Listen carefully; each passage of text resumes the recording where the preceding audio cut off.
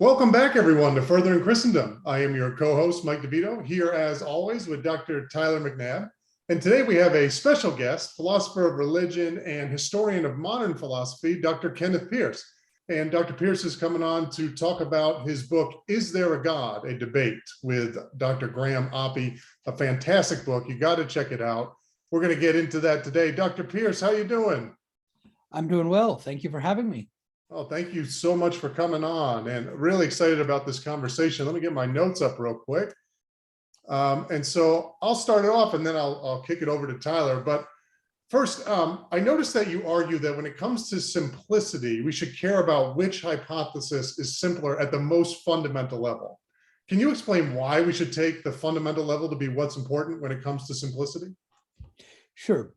So this is kind of I see human intellectual inquiry as kind of fundamentally unified. So it's not that I think that philosophy has to be science, but I think the sort of principles of inquiry are going to be similar across these domains. And I'm just looking at kind of the theory choice principles that are followed in the sciences and the kind of theory choice principles that have been successful in looking to understand the universe. And when we look at that, it's not kind of trying to reduce how many kinds of stars are there, how many kinds of chemical compounds are there, how many kinds of, even how many kinds of particles are there isn't fundamentally what they're trying to reduce, right? What they're trying to see is, can we have one fundamental account of what the universe basically is at the physical level that will give rise to all of those things. And so the claim is that these kind of explanatory successes, the progress in simplicity and in unification happens by kind of positing a more fundamental level at which the complex higher level phenomena are explained and unified. And so it's the simplicity of that kind of ultimate theory that I think counts. Now, when we're doing simplicity and complexity comparisons, we also have to account for the kind of principles of interlevel explanation, right, for how we get to the simple stuff to the complex stuff. So it's not that all the higher level stuff comes completely for free, but what we're trying to do is to explain and unify it with a simple theory at the fundamental level. Got it. Yeah, no, that makes sense. And sort of along those same lines, if one were a classical theist and endorsed Thomism and thinking that God is pure act and existence itself, do you think the case becomes even better for the theist when it comes to simplicity? Yes, I mean, I wish I could make sense of that stuff. If I understand it well enough to feel the attraction of it, and I kind of accept enough of the other classical theistic ideas around it to kind of want it in a way. And so if you really can kind of make that whole picture work with the kind of radical simplicity that we would get in Avicenna and Aquinas, then you're going to have an even stronger form of unification at the fundamental level, and it is a really nice, attractive picture. Yeah, certainly is. So let's get into the book a little bit. Can you take us through sort of your novel version of the contingency argument, which is really impressive to do when you think about how long these arguments have been around? To come up with a new version is really impressive. But take us through the one that you utilize in the book with Graham Oppy. Sure. So I see this, I should say, you talk about how long they've been around and it's impressive to come up with a new version. I see this as kind of a correction to the way the old versions have previously been translated into analytic philosophy. So I think that I think mine is lining up very closely with the classical arguments that we get in people like Leibniz. But it's a question about how do you express those arguments in today's terms, right? And the question that you always start with the contingency argument is, what is it we're trying to explain? Because a contingency argument is saying there is some kind of totality of contingent stuff, that somehow has to be explained. And when Leibniz talks about this, he talks about the sort of succession of states of the universe. And so the way I think of this is as events, and in particular causal events. So the event of A causing B, the event of one billiard ball setting another in motion or whatever. And events, they kind of aggregate, right? Aggregate. There are big events that are made up of a bunch of little events. And it seems like what I call history with a capital H, the total sequence of causes and effects, past, present, and future, is going to be one big event. And so the question we can ask is, why is that event happening? And there's good reason to think that that event didn't have to happen exactly the way it is, that things could have happened differently.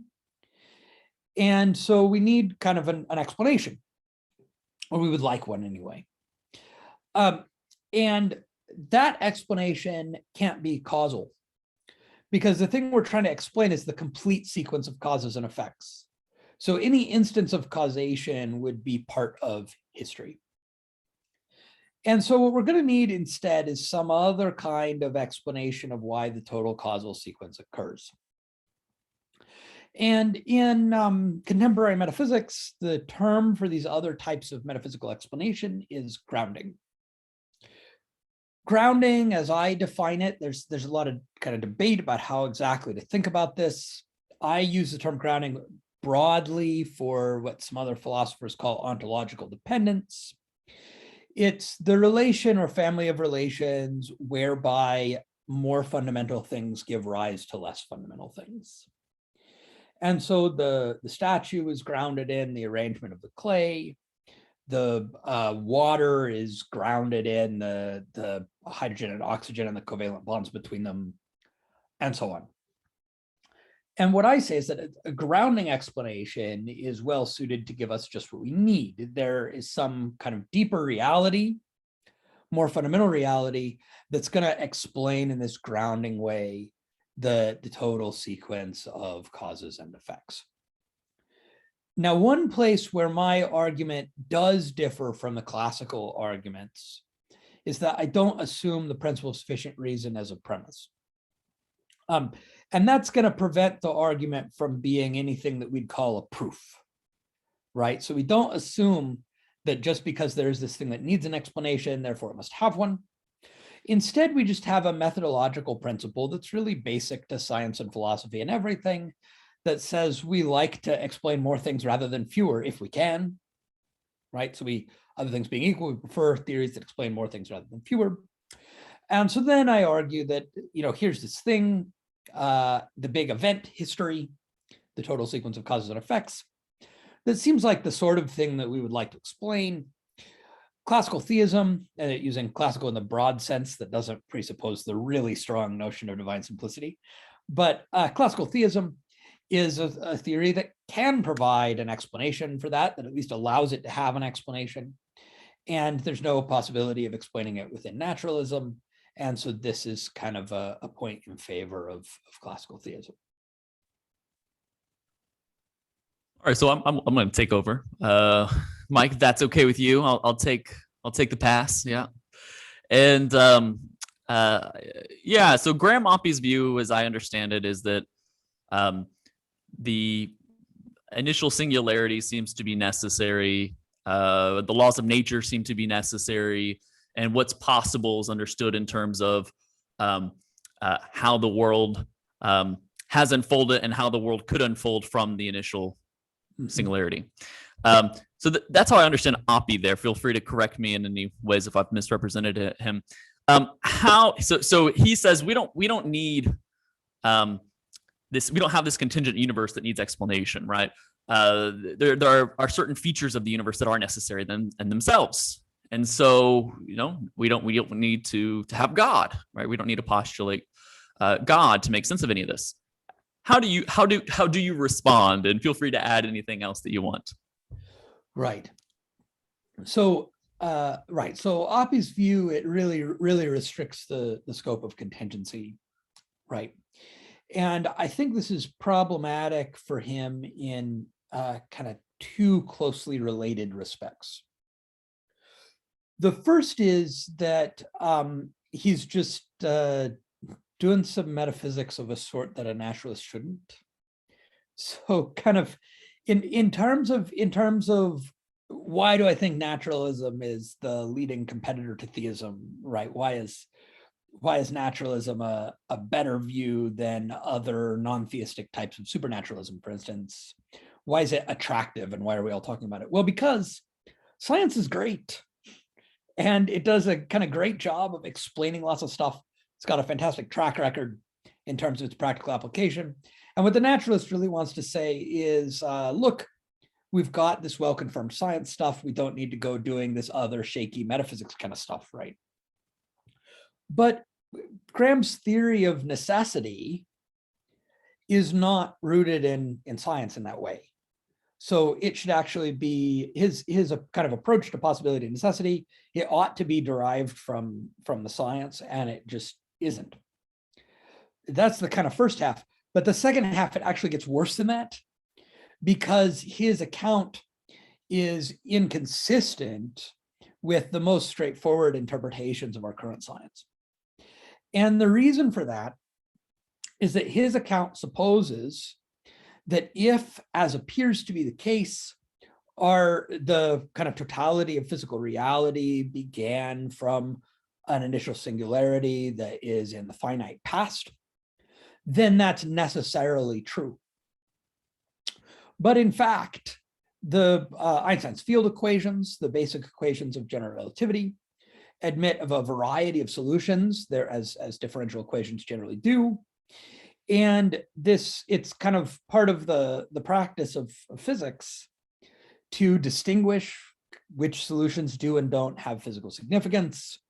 This is a big part of the debate on whether the time travel solutions represent physical possibilities, for instance, but they're always assuming that the well-behaved, non-crazy solutions do have physical significance. And what that means is that, like the steady state solution that Einstein initially favored, where the universe is eternal to the past and the future, kind of the most straightforward reading of the science is that that's a physical possibility, even though it doesn't appear to describe our universe. The kind of solutions where the universe eventually collapses back in on itself, which it appears is not going to happen because of the dark energy and the way the distribution of mass energy is in our universe. Those should be physical possibilities. And so what Oppy's view of possibility and necessity is doing is actually restricting metaphysical possibility in a way that's narrower than what the science currently appears to be telling us about physical possibility.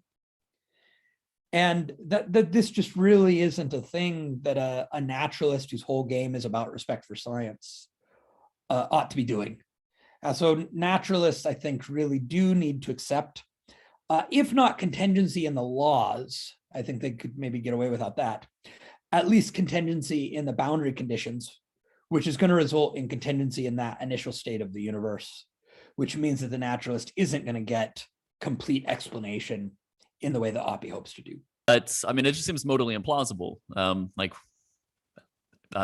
It seems I have a strong seeming, I guess, that it seems to me that the universe could have been made up of different fundamental particles, or didn't have a singularity, had something else, or a different type of singularity. What I think is important is that people do have, most of us, this intuition and intellectual seeming, a prior belief, something, that the scope of possibility is broader than Oppy's view allows, right? And the question is, what reason he can give us to revise that? And the reason seems to be, well, this is how you get ultimate explanation without going beyond naturalism, right? Now, there are multiple problems with this. One is whether some non-naturalistic hypothesis, such as theism, is actually on balance more plausible than this revision to our modal claims. And that's going to depend on how well justified. Those, not all intuitions are created equal, maybe. But some of these modal intuitions are practical, like about things I could have done differently, choices I faced. And those seem like they're very much within the realm where common sense gets a lot of weight, right, in those kind of practical everyday things. So that's one problem that it faces, is whether it's kind of overall plausible, more plausible than the alternatives, and also than the alternative of accepting some brute facts, which of course is what most naturalists do, right? Is that more plausible than revising our modal intuition? So that's one set of issues. But I think, dialectically, I thought it most effective to rely on these arguments from science about the scope of contingency, because a lot of naturalists may have a degree of skepticism about these modal intuitions, a willingness, obviously, to revise intuition in light of our best science. I mean, our best science is a good reason to revise intuition, and relativity theory requires us to revise a lot of our intuitions about space and time and motion and whatnot. But what I'm saying is that actually that kind of theorizing doesn't favor the kind of view that Oppy is trying to push.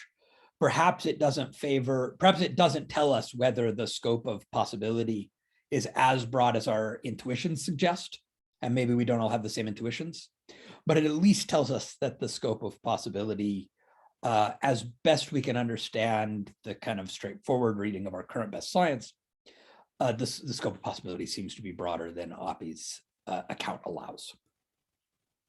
Okay, great. I think that's very helpful. Anything you wish that you would have done differently in the book? So I've done one of these books as well, a 5 U's book on religious epistemology. And, there are always things like, I wonder if I should have said this better, or I wonder if I should have included this instead of just kind of footnoting it, or, is there anything you wish you would have done differently in the volume? Yeah, so there's one matter on which we had a bit of a misunderstanding that was only cleared up after the book was finished, and that if there'd been one more round of replies, we might have got straight. And this has to do with the role of grounding and the Euthyphro dilemma. So Oppy doesn't accept any kind of what in metaphysics is now called hyperintentional concepts. That is, for me, for my understanding of grounding, which is the standard way of looking at grounding, grounding can't be defined in terms of possibility and necessity. Because, for instance, this is a standard example from Kip Fine, the singleton set Socrates and Socrates exist in all and only the same possible worlds. Necessarily, if one exists, the other exists. The kind of necessity is symmetric. It's the same both ways. But the grounding relation is not symmetric. The singleton set Socrates exists because Socrates does. Now, that's kind of a weird example if you're not used to thinking of set theory, of impure set theory and sets of people and so forth. Another example that a lot of philosophers give is the Euthyphro dilemma, that says, look, it's like an assumption of theism, that in kind of traditional theism, that necessarily God approves of all and only right actions, right? If an action is right, God approves of it. And if God approves of it, it's right. That's a necessary truth. And which actions are right is probably also necessary, and that God exists is probably also necessary. And so even a lot of atheist philosophers say, look, we might not believe this view, but we understand it, right? And after we've understood this view, we can still ask another question. Is it right because God approves of it, or does God approve of it because it's right? And that means that this kind of because that's involved there can't be defined in terms of necessity. Now, Oppy rejects that, right? He says we only need this talk about possibility and necessity. We don't need this kind of stronger because that would be involved in the Euthyphro dilemma. Now, I thought that he was saying that those stronger notions were unintelligible, because that's what most philosophers who reject those notions say. And so I brought up in this context the Euthyphro dilemma, and I said, if this dilemma is intelligible, if the thing I'm saying makes sense in raising the Euthyphro question, then this grounding talk is also intelligible, right? And Oppy responds to that by saying, look, I don't have to be committed to these grounding relations in order to raise the Euthyphro problem for the theist. And further, I didn't actually raise that problem. You kind of came up with that on your own, right? Well, it turned out what was going on is that he wanted to reject those notions, that kind of strong because, just on grounds of simplicity and not because it was unintelligible. And so there was on that issue this kind of talking past each other, where the kind of raising of the intelligibility of the Euthyphro dilemma doesn't do anything to show that his worldview needs those notions, right? It's only kind of a defense of their intelligibility. And so that's a place where I think we kind of got a bit confused and talked past each other in the book. Yeah, that's got to be frustrating, but we got it right here, and it doesn't do anything to the book. The book is fantastic. Dr. Pearce, thank you for your time. Before we let you go, can you kind of fill us in on projects and stuff you're working on now? Sure. So as you mentioned at the beginning, a lot of my work is historical, and my main kind of historical project right now is a book on the religious context of George Berkeley's philosophy.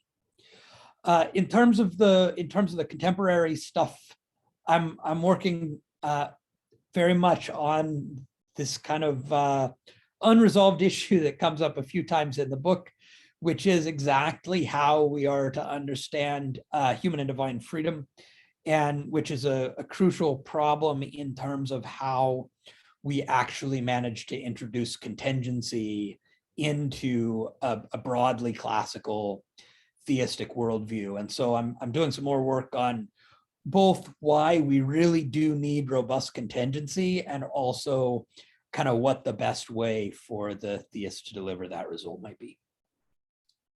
Really interesting. We're going to have you back on to talk about the new stuff coming out. Dr. Pearce, thank you so much. This has been fantastic. We'll have a link to the book in the description on YouTube, and we hope to see you again soon. Thank you so much.